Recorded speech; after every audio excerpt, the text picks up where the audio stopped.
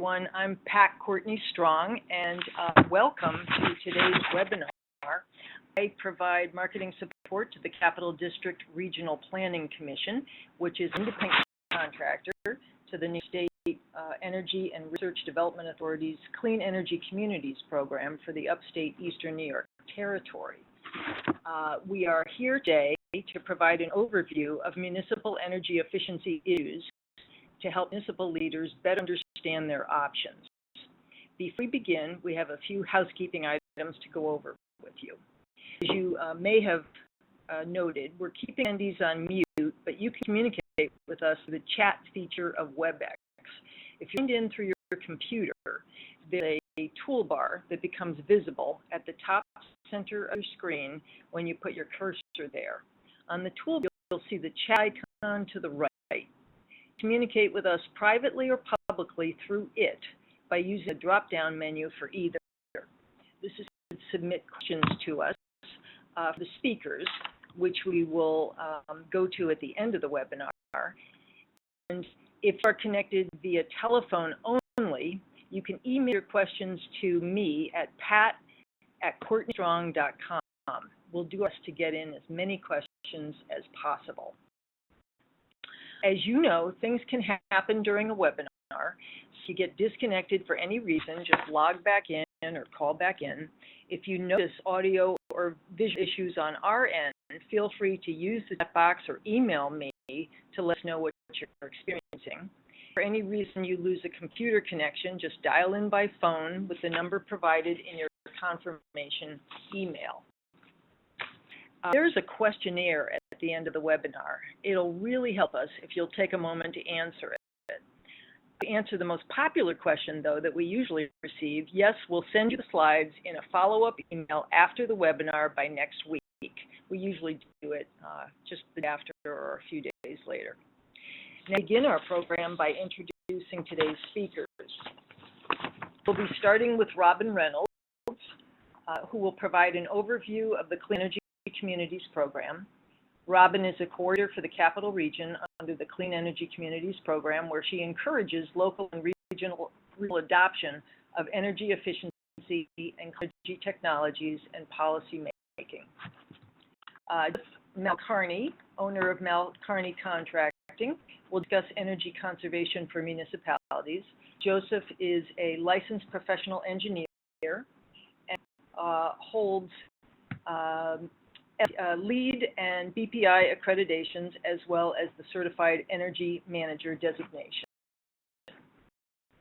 Brigatti will present on best practices in adopting the State Energy Code for municipal buildings.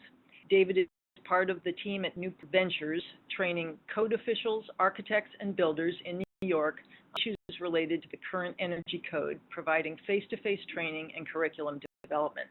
David has more than 25 years of experience in the field of architecture and project management.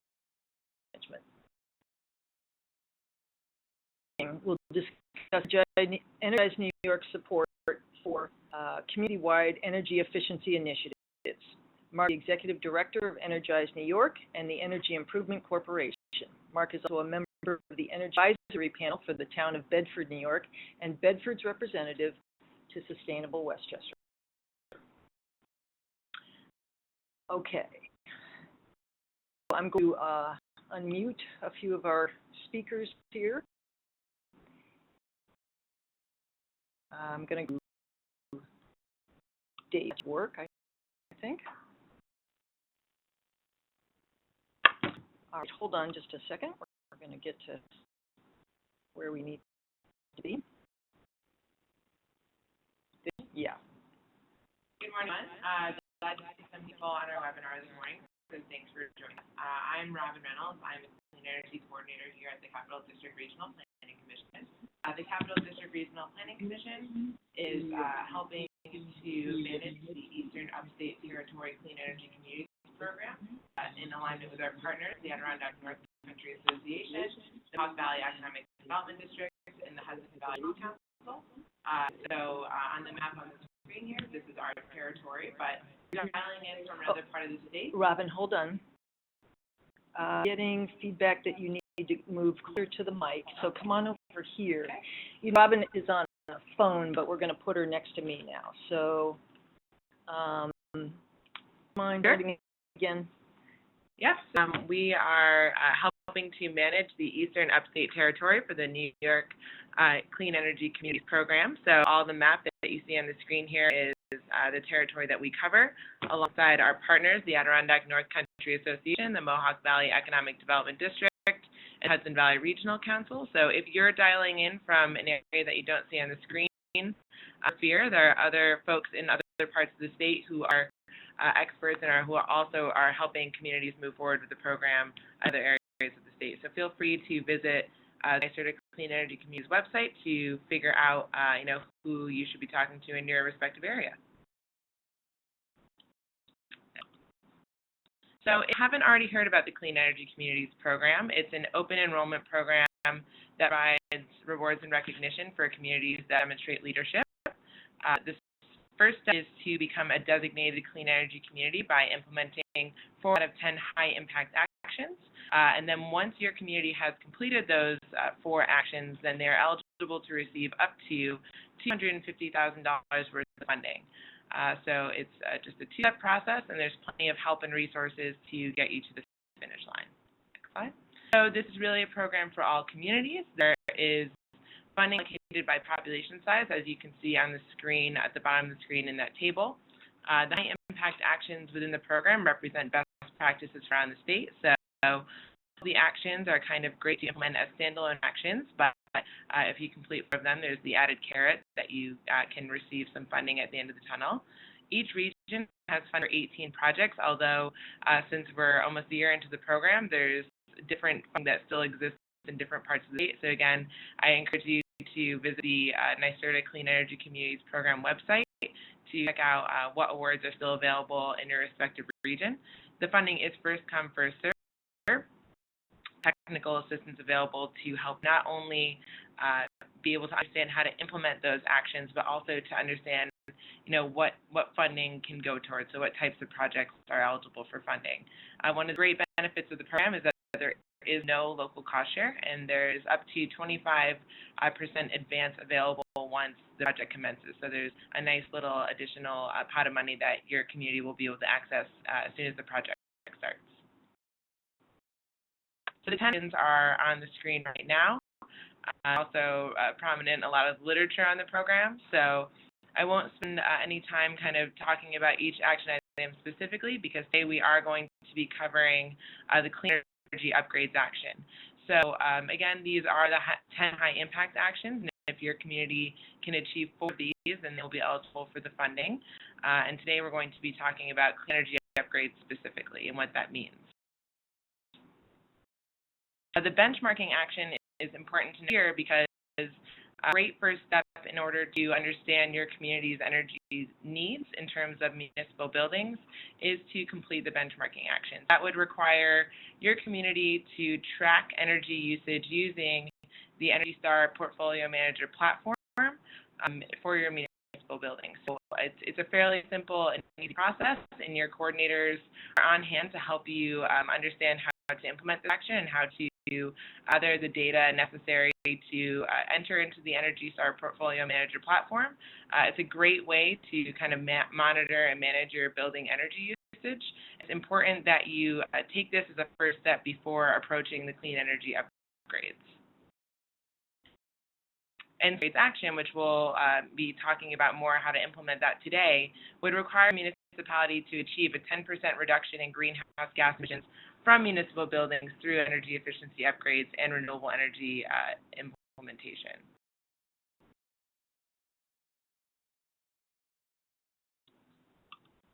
So upgrades that are available for this action would be solar, wind, geothermal, wood pellets, anaerobic digester gas, or other renewable energies.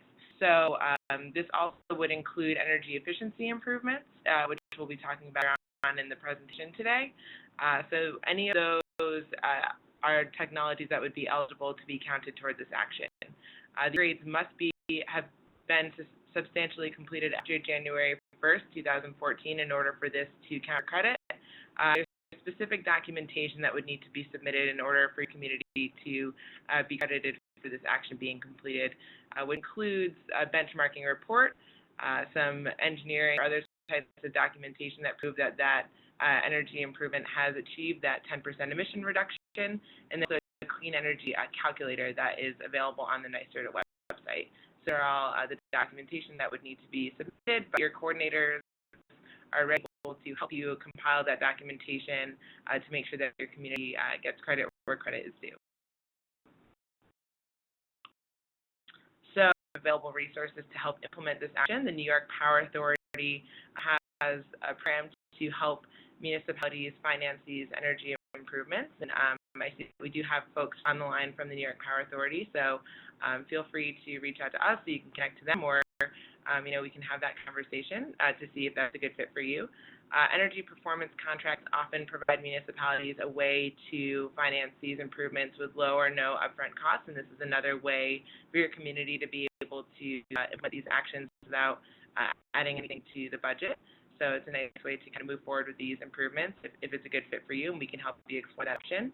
And then different utilities offer incentives that might be available for your community to do things like LED lighting upgrades, in some cases more substantial upgrades like heating, ventilation, air conditioning upgrades. So feel free to reach out to us to understand what options are available from your utilities. There's, of course, as I mentioned, the technical assistance that's available from us, the Clean Energy Community Coordinators, to help you understand what your options are and then how to move forward.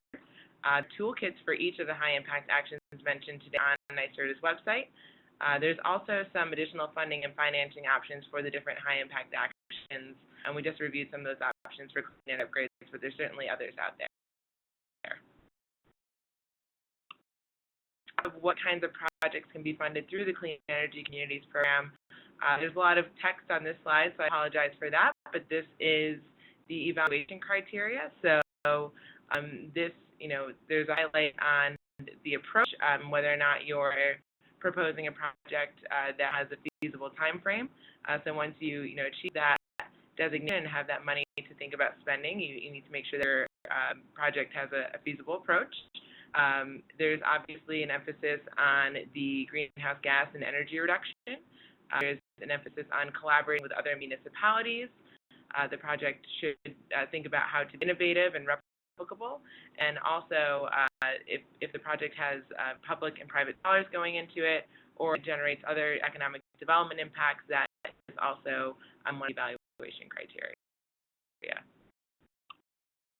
If you want on the program, as I mentioned, there's a multitude of different resources available on the NYSERDA Clean Energy Communities Program website. It's there that you can access the toolkits. You can check to see how much money is available in your region. You can check out the interactive map that shows you which communities have implemented what actions, so you can see what others in the field are doing. Maybe we as coordinators can help connect you to other communities who have done things that are of interest to you, so you can learn they did it. So there's a lot of great resources on the website. I certainly encourage you to go check it out. Also, some more substantial guidance documents available at that other link. So feel free to check out the guidance document. We here can help you learn more about the program rules and requirements, but that's where you would access the opportunity notes and other guidance documents over at that link. And then feel free to connect to me, the Capital Region Clean Energy Coordinator, or the Program Manager, Todd Fabosi, to learn more about the program in a more general sense, or to get more one-on-one technical assistance. We're always happy to hear from you. And I think the next slide is just my contact information. So thanks, everyone, for hearing a brief overview of the program. And now I'll turn it over to the experts to talk more about clean energy upgrades. Terrific. And what we didn't say about herself is that she does a wonderful job of keeping all the clean energy community coordinators apprised of what's going on with the municipalities that we are serving. And it's been a constant barrage of news, hasn't it been? Absolutely. With communities joining every day and gaining designations. There's so much good news. Absolutely. Yeah. Now, do you mind if we play musical chairs, since we never did figure out your webcam, David? No. We know this one's working. So, good morning, David. Good morning. Ron, thank you for that. That was a great introduction to the program. I'm going to talk to you about the essentially where to start with a municipality or anybody who wants to, where to go with energy efficiency and conservation. In my mind is at the energy code. This is the base level of what all new buildings, all new construction is supposed to meet. So it's a great way to get an understanding of what is regulated by the energy code and how conservation, lower consumption, lower emissions, and increased savings can occur. And that's exactly what the code is all about, and making those changes. And both for buildings as well as new construction. And as you see with the statistics on the slide, there's a lot of energy that could be saved, and a lot of money could be saved as well with very reduced emissions. So why the energy code? Why was it adopted, other than the fact that all 50 governors across the United States signed on to set 2009 energy code as for the country? It's about money. It's about savings. So here in the state, the energy bill is somewhere around $500 million. And as you can see in the pie chart there, that the energy use about 60% of that money. So look back more the nationals, as you see in 2015, there was about 5.6 million commercial buildings out in the United States, representing somewhere around 90 billion square feet of commercial floor space. And on this pie chart, you set lighting, space heating, cool ventilation, again, are the majority of what that pie represents. And all items are rated by the energy code. So what the lowest hanging fruit that's available out there, you take a look at the code and you see that lighting controls and electrical power are something that's regulated by that. And with lighting controls, with the LEDs that are coming into play now, those controls are going to get more and more efficient and save more and more money. So again, with renovation, just putting in controls, turning off the lights when people aren't in the room, things like that, it will help create savings and reduce emissions by not having things on when people aren't there. In the code, you'll see that you know, in spaces they have things that some that require occupancy controls, which is a sensor that, you know, notices when people are in a room. There's also vacancy controls when people aren't in a room, and the lights turn on and off based on use instead of just being left on all the time. If they don't have the requirement for an occupancy sensor or don't want to use that, you could put the on-time switches where it sets schedules for everything and makes things a whole lot more efficient as well, as opposed to just having standard and off switches. And then also, respect lighting, not only are controls something that we can do, but the efficacy of the lighting, the amount of electricity that goes in to create the amount of light that gets output, it's called lighting efficacy. And the higher efficacy that you have for the lighting, the better you're going to do, so you get more light with less energy. And CFLs, linear fluorescence, those have been around for quite a while. The LEDs are coming into play, as you can see on the screen. Those are actually LED lights that are recessed into the chipboard, and I believe that's actually the lighting for the room. So it's a very interesting way to light the space as well as be extremely energy efficient. So these are low-hanging fruit that can occur any structure, be it new or in buildings. Then another thing that could be done, as we think back to the pie chart that I just mentioned, heating, ventilating, and air conditioning. Putting in efficient equipment, do load calculations, making sure the sizing of the equipment is proper so that the equipment runs on a correct schedule and is also maintained. And then, of course, same thing as with lighting. There's controls that go on in there that can help with being efficient when the controls requirements are followed within the code.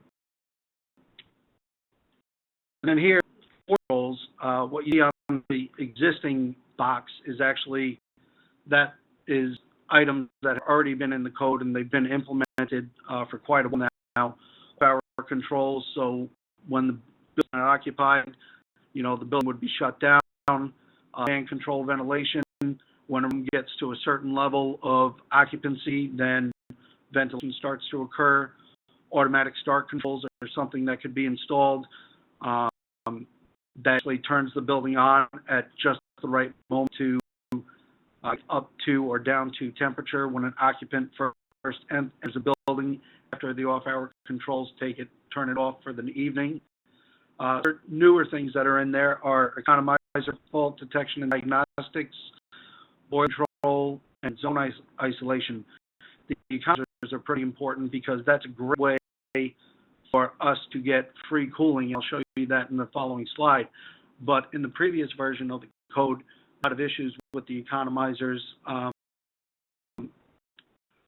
Nobody was knowing that these were issues. So now in the code, it's written in there that we have to understand that these things might have issues, and then we could go and fix them. But an economizer in the building, it essentially provides free cooling. The temperatures that are outside are low that we can to cool the building for very inexpensive. There's two ways of going about it. There's the air side and water side. Most times, most people use the air side, but the free cooling is a much less expensive way with an economizer as compared to turning on an air conditioning unit. And you can see here in this slide, how do I go back? Backwards. Let's see what that. In this slide, this is actually how an economizer would work. See a fan in the top portion of the outside air, where the turn air would be turned down, the outdoor air would be turned on, and a lot of times in commercial buildings, even in winter, there's actually it's for cooling loads. So with those cooler temperatures, we could just turn on the fan rather than turn on the air conditioning unit and get the cooling much more inexpensively with just a little bit of electricity. With building envelope, where we separate conditioned space from unconditioned space, the air construction that's required by the energy code is really important. There's a thing out there called build tight, ventilate right, and what the energy code is telling us to do is build buildings tighter and tighter, which is the air construction. It needs to be continuous across all joints and seams. It needs to be able to withstand the pressures that the building may have, both internal and external, as well as be able to move with building but still maintain its integrity.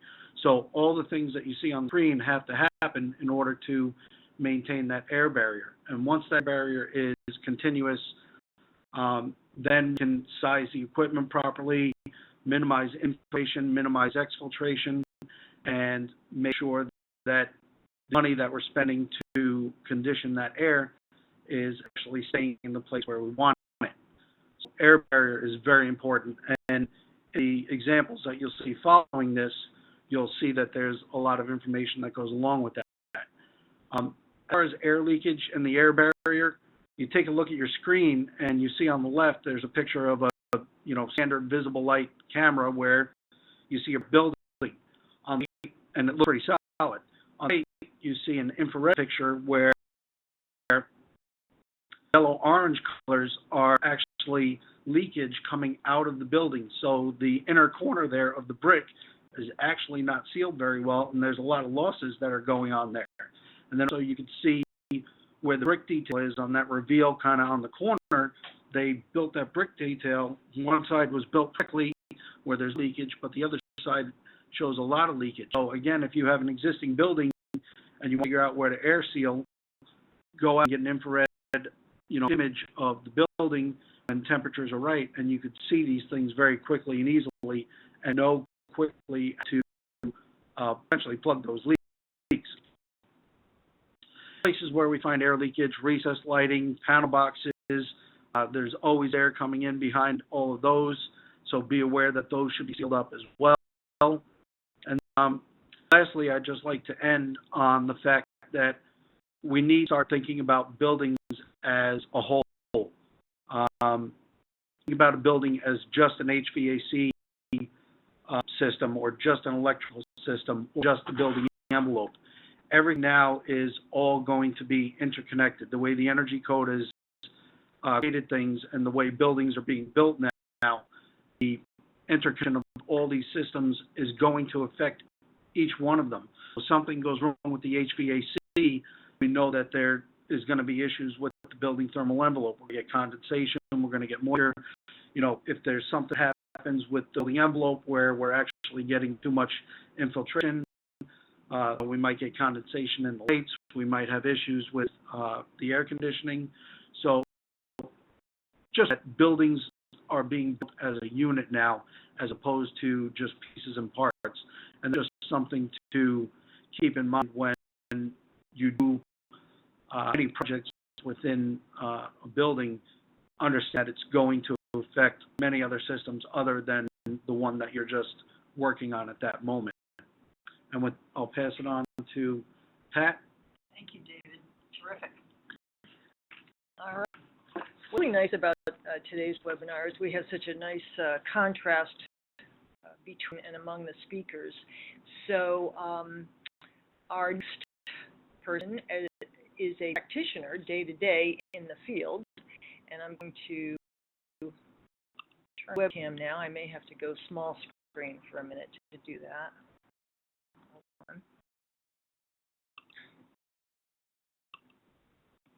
Okay, hold on.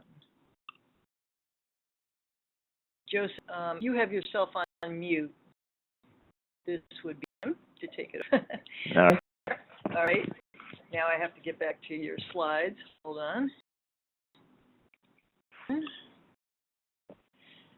right. Mel Carney, I see your trucks plying the streets of the Hudson Valley. I know you're a busy practitioner in the field. I've known you forever. So bring us up to speed on what you do out there in the field. Sure. Let's start with next slide, and that I get to do, and which I'll get into more, is expanding and applying the things that David mentioned, which I appreciate kind of following up after him. Buildings, there are great opportunities for savings, and so what I'd like to do is kind of touch upon some of those. If we get the slides up there. Yeah, sorry. Yeah, it's not like water talking, but I'll fiddle with it. Okay, all right. A little bit about myself to kind of touch on what Pat mentioned earlier with the intro. I'm a mechanical engineer. Some of the other certifications that I have that are applicable to municipal and commercial buildings is the multifamily building analyst through BPI. That multifamily buildings and commercial and municipal buildings have a lot of similarities. Also, zero draft certification that focuses on commercial, industrial, and municipal buildings, larger buildings, and specifically the building envelope. Also, infrared thermography.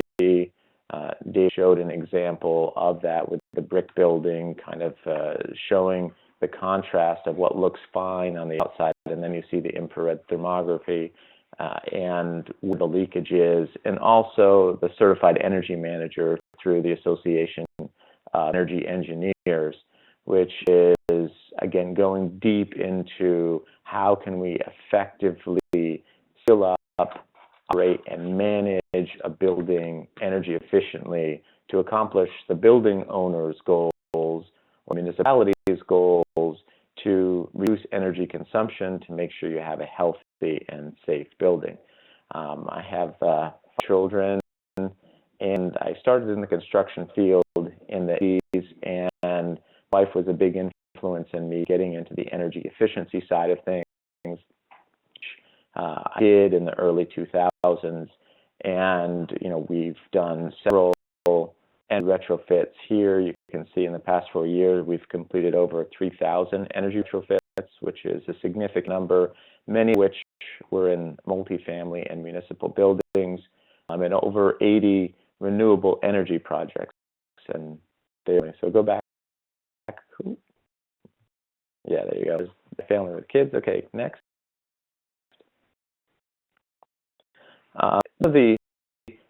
Just touching on some of the projects that I've worked on a lot with in municipalities is the Bayshore High School and Middle School, Gardine Manor Middle School, South County Schools, Carmel Central School Districts, Elmford Schools, Hastings, New Paltz, Peekskill Central Schools, Rhinebeck City Hall, so town halls, hospitals, libraries.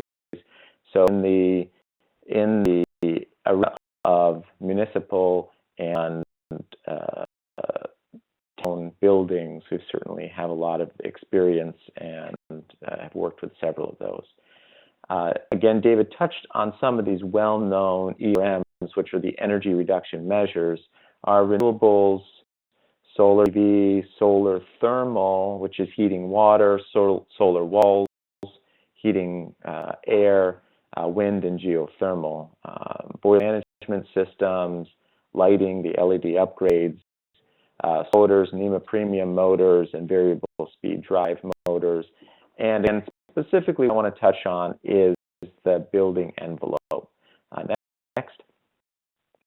One of the studies done by the National Institute of Standards and Technology indicates that in commercial buildings, air barriers can help to reduce the infiltration of the buildings. Basically what it says is that commercial buildings are leaky, and we can reduce the air that comes into them by roughly half. Next slide. And the potential savings, if we're able to seal up these buildings that we have, are approximately 40% of gas savings and about 25% of electric savings. So there is a tremendous opportunity for savings by sealing up our buildings. And pretty much the older your building is, the more opportunities that you have for savings. And then what I like to use is, if you're in a boat out that's taking on water, do you use a bigger bucket to bail out the water, or do you seal up the holes? So what we'd like to do is seal up the holes. So I kind of take you on a practical walkthrough of a few different buildings so you get an idea of where are these leakage areas. Next.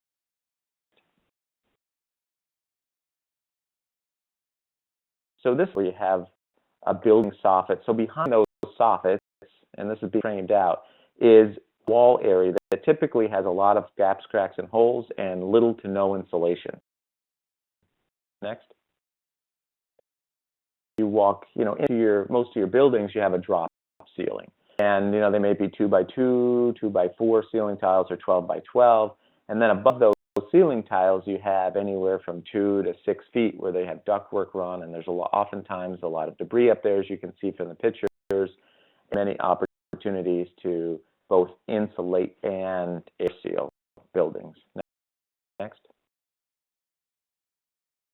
Again, this is in one of the older buildings, older school buildings, where you have ductwork that penetrates through with no insulation around, and again, the penetrations aren't sealed. Next. The sidewall meets the roof, and we have corrugated roofing. There's typically like a 1/4 inch to an inch gap that the air can just travel right from within, again, above those drop ceiling areas, right to the outside. Next. And then you might have like in a gym or in part of the mechanical rooms where you'll have they won't have a drop ceiling, you'll just have the ceilings painted, and again, that same gap area still exists where the air can flow out. Next. Roof above the drop ceiling area where the leakage path. Next. are a big one. Single doors or double doors. Next, where the double doors meet together, it's often very difficult to maintain a good weather stripping there, but that's an important, again, around all doors. A lot of leakage comes through doors. Next. Pipe throughout, going from floor to floor are next, through walls from conditioned space to unconditioned space.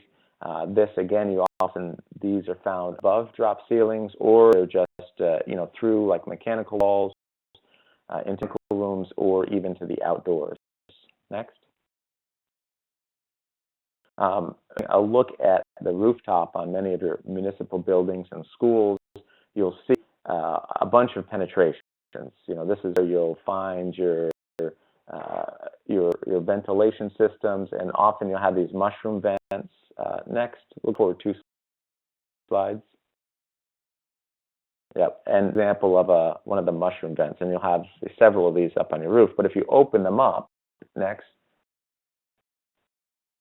find the ductwork that comes up in the middle with a mechanically operated vent that usually is filled with debris and garbage and is all dirty, like what you see here, and no ceiling around the outside. So there's anywhere from 1/4 of an inch to an inch gap around the perimeter that can be sealed up, and then the vents to be lubricated, adjusted, so that they actually work, because a lot of times they'll get stuck open, and then they'll just constantly be basically dumping heat out from inside the building.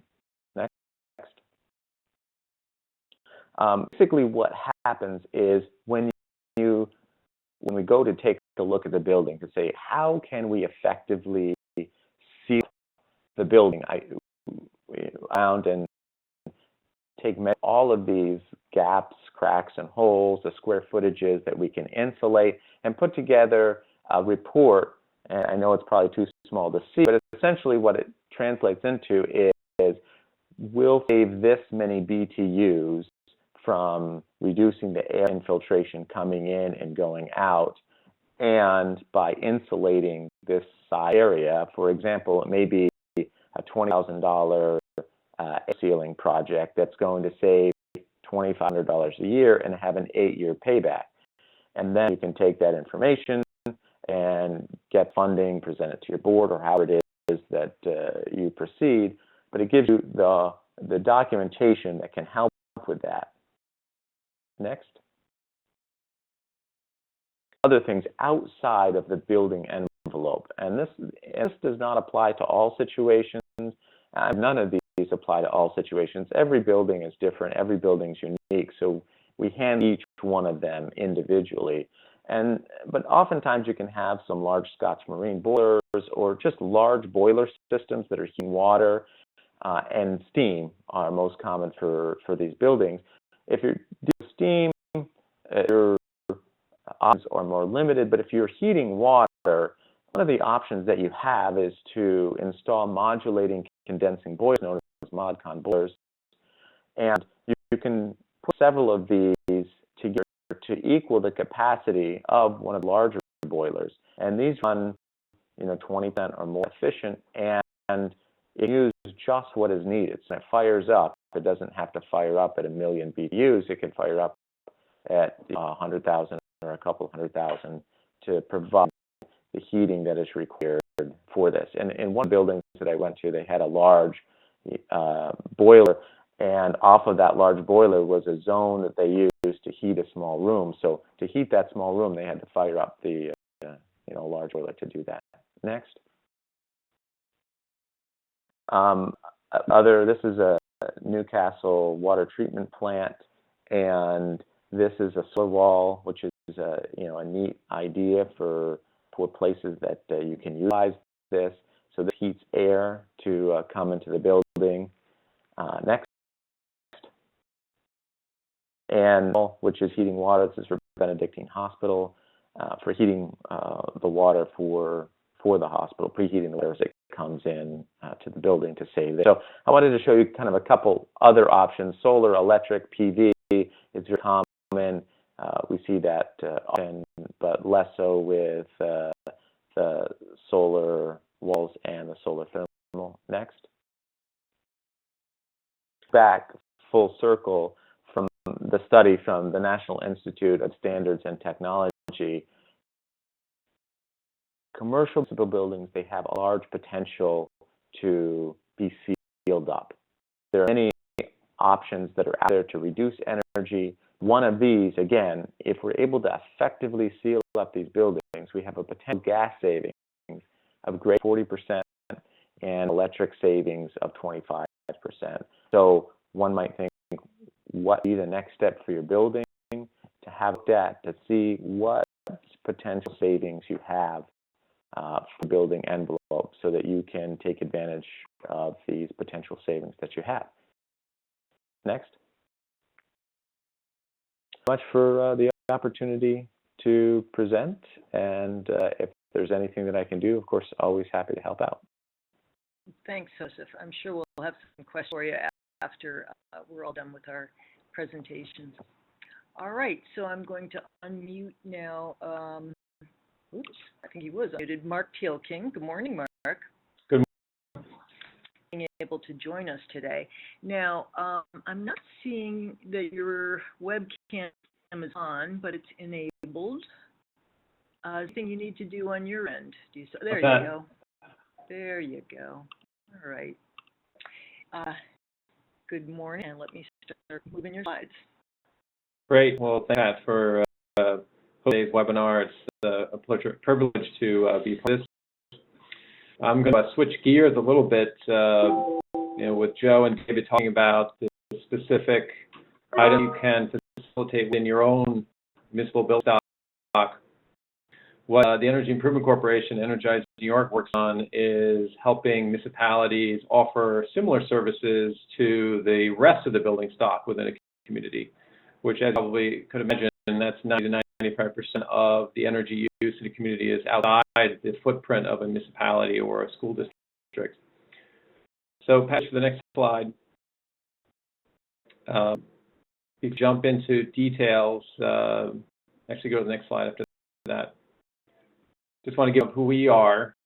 So I'm the executive director of the Energy Improvement Corporation. We are a not-for-profit local development corporation. Our mission is to increase the adoption of clean energy improvements to building stock across New York State. We're controlled by local governments that wish to offer services related to clean energy or energy efficiency improvements.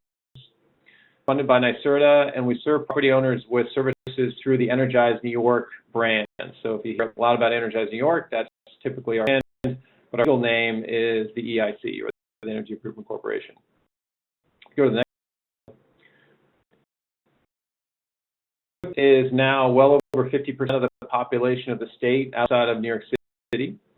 And most of our members are county and cities around the state, with exceptions. I'll go into that a little bit later.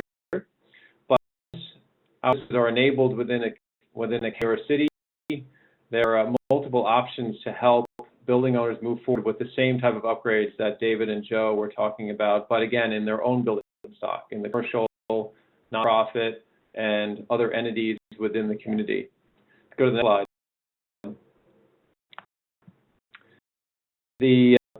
Just an overview of what traditional public benefits are, and why I bring this up in my presentations is that a lot of people equate improvements to a community as related to things that individuals do specifically, but there's a lot of infrastructure that's built behind that's supplied by the municipality. So when you think about water and sewer infrastructure or fire police, these are all components of a community that help build that community to success and being a successful place for people to live and grow. So one of the newest public benefits, if you go to the next slide, that municipalities can offer is PACE financing, or property access clean energy financing. It was enabled in the state right around 2009, and as municipalities now can support building upgrades, and again, in areas of the community that are not specifically related to municipalities, the offering of financing, the offering of capital to help these improvements move forward. And see from Joe and from David's slides, these are improvements that are very deep, They're very expensive, but they're also extremely long-term in nature. The return on these investments can be, again, very long, but at the same time, they provide a lot of community benefits. In other words, lowering pollution, lowering emissions, creating building stock that's more valuable and more attractive to the community is really key, and this is why the state enabled this new public benefit to be offered. You go to the next slide. In behalf of our members is to channel these new public benefits into real action at the local level. So we provide local contractor support to leverage Energize New York, also offer property owner support, and we also offer member support. Our members get support related to how to deploy this capital, but also how to pair this with initiatives within the municipality to realize the opportunity in seeing building stock, lower energy costs, and lower emissions. Slide as well. So we are paired with clean energy initiatives around the state, and one of the main reasons why this works so well is that, again, we're very similar to how other improvements are offered in the state. If you think about sidewalks are rolled out across the community, or a new sewer district is rolled out, 100% of the costs of those improvements are covered. Same thing with PACE financing. Eligibility is really not based on much more than that the building is in the community. And there are more eligibility criteria related to PACE financing because PACE is optional. It's not required to do PACE financing. A lot of the same components as the repayment is made through an annual tax charge on the tax bill, which means that the financing automatically transfers from owner to owner. And also the terms are very long. So the types of improvements, again, that Joe outlined, which have a long investment period, we can pair that with financing that has also a very long term and also very low rates. I mentioned earlier that PACE pays really well with New York State's clean energy initiatives, and Robin talked about earlier that there are programs out there that help municipalities move forward with grades. Well, there are other programs around the state, as you probably can imagine, from utilities, from NYSERDA, to help build these out, and we pair very well with those types of initiatives. Next one. That are available under Energize New York PACE are commercially owned, which are not-for-profits. It includes private colleges. It does not include individually owned residential, although it may come down the road. Currently, it's commercial owned or not-for-profit owned buildings. Go slide. What we would finance and what would be able to be financed is anything related to renewables or efficiency, but it must run through a NYSERDA or utility program or a NYSERDA-approved process. The improvements must be quantified as being valuable to the community, and these programs do that. So we require that the projects must run through a NYSERDA or utility-approved process. Go to the next slide. So some quick examples of how PACE has made a difference in the community in the city of Peekskill. This project happened last year. This is the former middle school of the city, which got converted in the 80s into an affordable sitting facility. Old equipment was from the 1980s that was heating and cooling and lighting this building, and they didn't really have the capital to improve it to the point where they would realize the savings that Joe was talking about. The improvements that were installed were new boilers, new chillers, pumps that were much more efficient than the old ones, as well as new lighting. They were facing a very large maintenance bill on an annual basis. That has now been eliminated, and as you can see, the interest rate was very effective, and the savings are pretty substantial. Go to the next.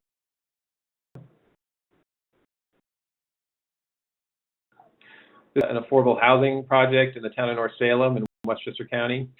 And again, they were facing a lot of maintenance costs on a regular basis. But the primary reason they upgraded their building is that they couldn't keep tenants in the building because the building was so uncomfortable. A building that had been built in the early 1900s, and it needed a full home performance with Energy Star upgrade to make that building more comfortable. But at the time, they're saving quite a bit of dollars. And the long-term nature of the financing paired very well with these types of improvements. Go to the next slide. And then is really exciting as well. This was a farm in Orange County, in Ocean. The project really was transformative to the business.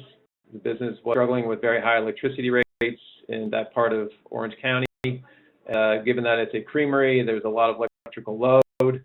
Again, the financing that was offered through Energize New York by the county transformed this business into a self-sustaining enterprise that continues to this day. And I highly recommend their cheese. You can find it in several local gourmet shops around the region.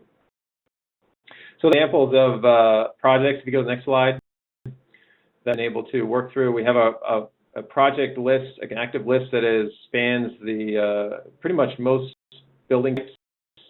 And they focus on offering PACE in a community is that the building stock within a community is mostly not municipal, and there is a tremendous opportunity to improve that building stock as well, just like Joe and David have outlined. So we'll jump into how communities can enable PACE. If you can flip to the next slide. Availability is dependent on how taxes are collected within a county and the city. And in most of New York State, PACE may be enabled, again, by a county or a city. The exception of Westchester County, where townships have tax lien authority, and villages. And of course, cities that have ceded that lien authority to the county then becomes the enabling entity.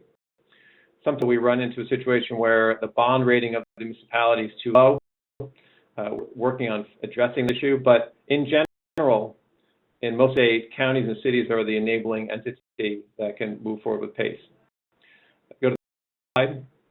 The way PACE is enabled is that there is a local law that is passed at the legislative level. That law restates the state statute that allows PACE to be offered in the county.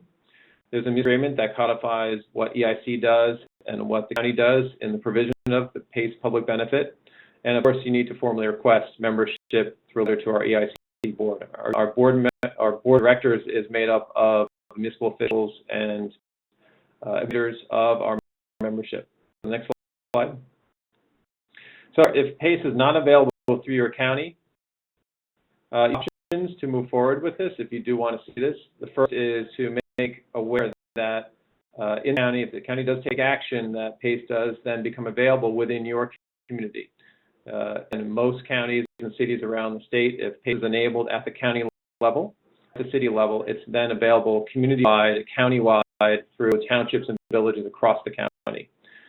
The other key thing is to encourage local developers on that PACE can make a difference in the community if it's enabled. That's very helpful for the legislators and the leaders within that county to hear that.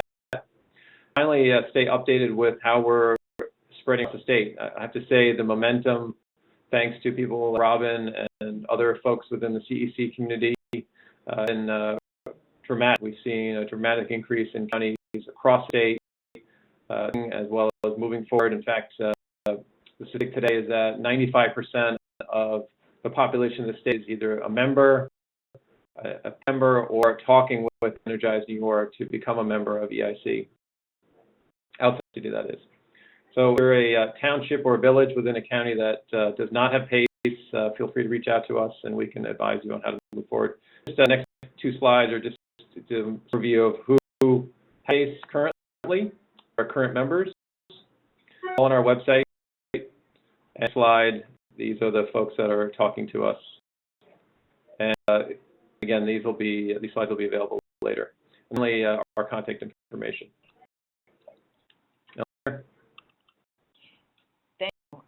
Thanks a lot, Mark.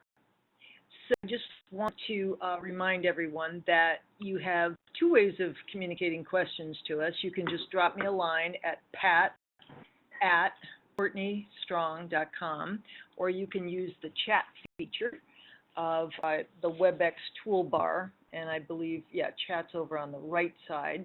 So you just click on that and type your question in. But meanwhile, we have a couple here that we wanted to ask each other because this is a group that is doesn't get to chat every day together. So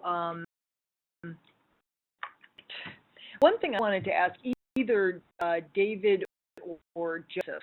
Let's see, Joseph is me, but not anymore, and David is here.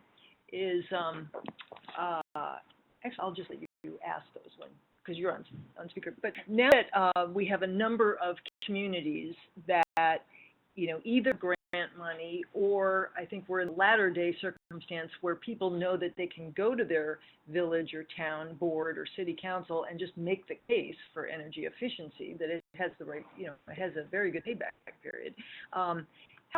How would you advise people to get started when there's so many things in an old creaky building to do? So we talked a little bit about the low-hanging fruit. Maybe I'll kick that over to David first and then let Joseph chime in. But, in a time of,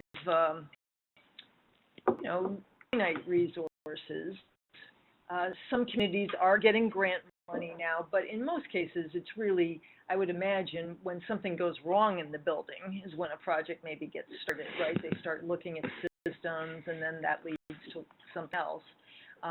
But if you have a grant or an opportunity to get started, what do you advise? We don't have the energy audit program funded by CERTA anymore.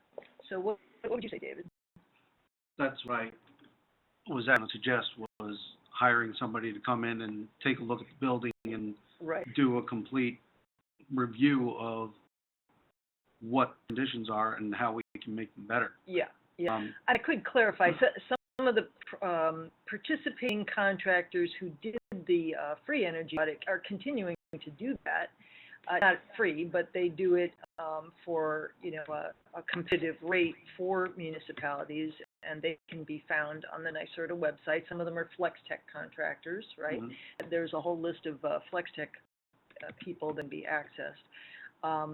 But let's say there's a whole laundry list of things.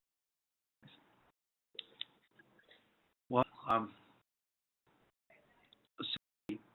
after it's done, you put that together like we saw earlier to figure out which ones are the most cost effective to be able to provide with the best options, the highest return for the money that they're going to put in. Be the quickest, easiest way to go about doing that. Right. And Joseph, can you hear me? Yes. Right. So, does this ever happen that the municipality or the school district has one set of ideas about where to start, but really when you get in there and start dissecting things, it takes a different turn? I would chime in with what Dave said and echo that. Is really the place to start is to do a evaluation of the building, because it all depends. There's not any one particular, it's always going to be this answer.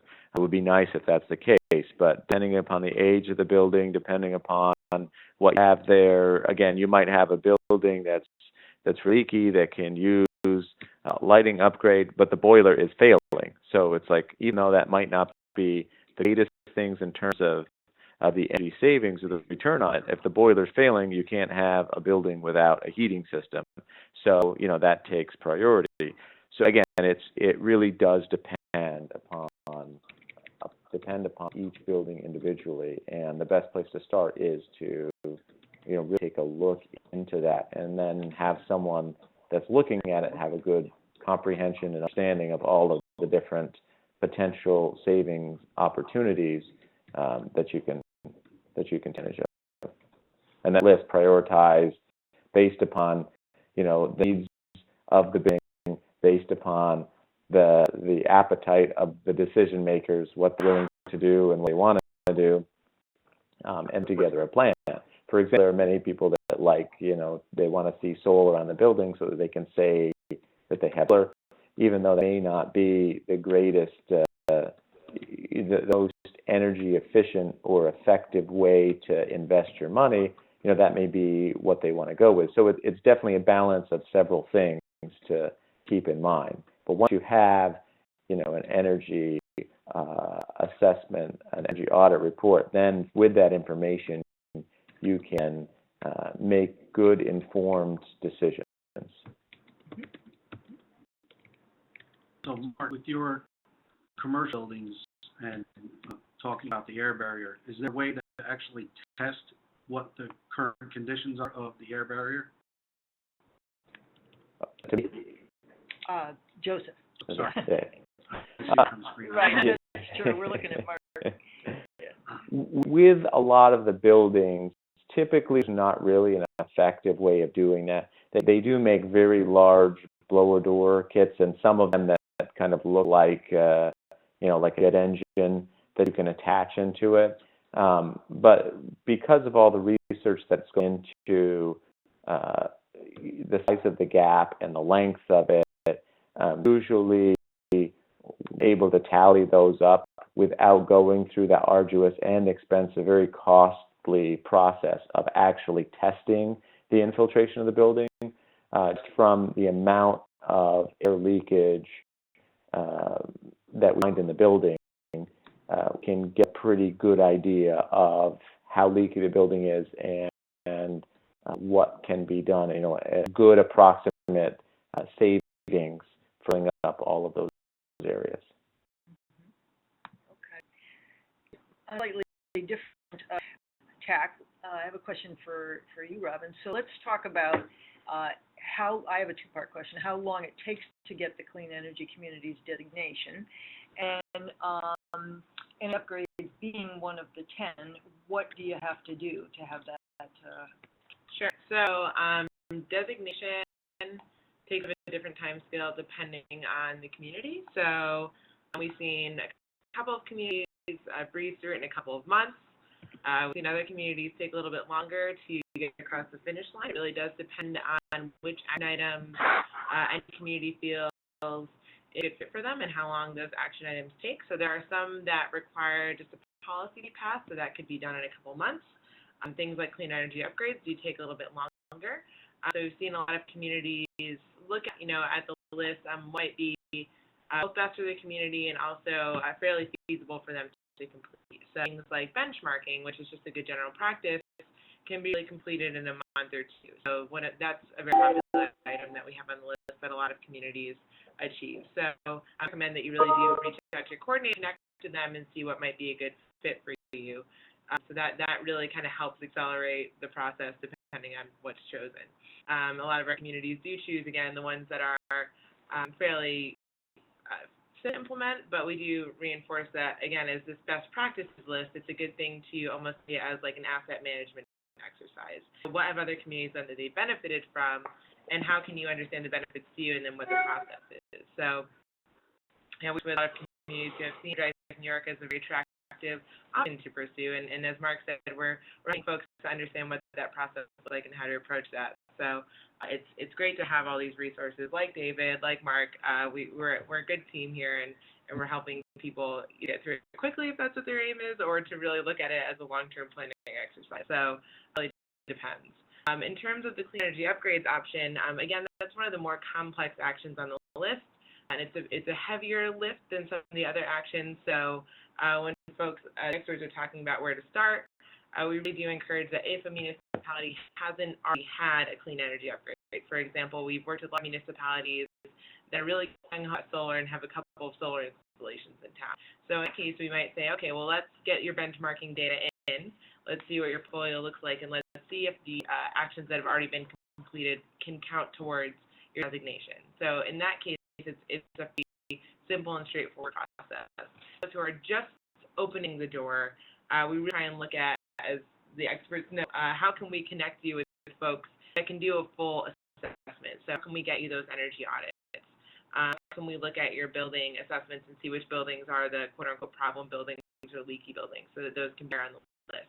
So it's more of a factoring exercise as opposed to, just something that could be completed in a couple of months.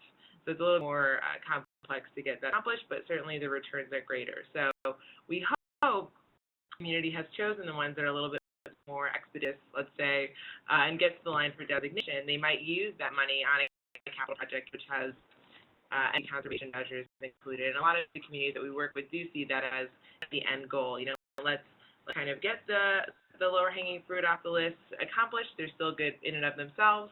And then once we have that money, we can think about what to use it on in terms of capital improvements.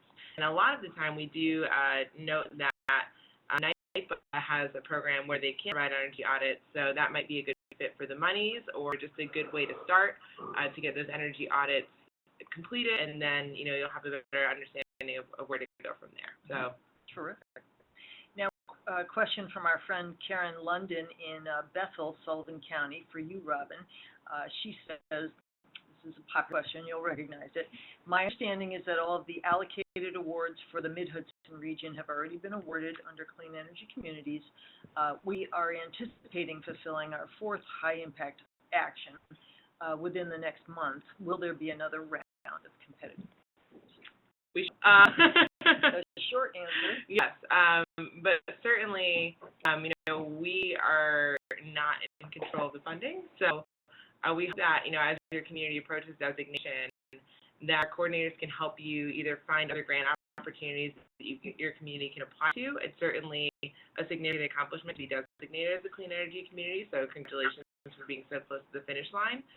And if your community is interested in other grants, your coordinators are happy to help you find those grants and hope that there's another round of funding. But certainly, it would be great if you can note your assistance that you've received through the program and how great that's been, and your hope for more rounds of funding. We think that as more benefit is demonstrated to the program, hopefully its value will be recognized and maybe it'll be more fun in the future. But right now, sit tight and continue working towards completing all 10. Terrific. Great. Thank you. We have questions coming in. I don't see any others coming in by email. So let's just reiterate how people can get in touch with us. We have, well, we'd have to go to 4 different pages here, but let's just say people could direct comments and questions to Robin, ROBYN, at cdrpc.org, right? And then you'll be the tech director from there. Sure. Yeah. Okay, great. Well, thank you, David and Mark and Joseph, for being our speakers today, as well as Robin, and we'll wrap up. Thank you all very much for coming to this webinar. Feel free to get in touch by email or by phone. Thank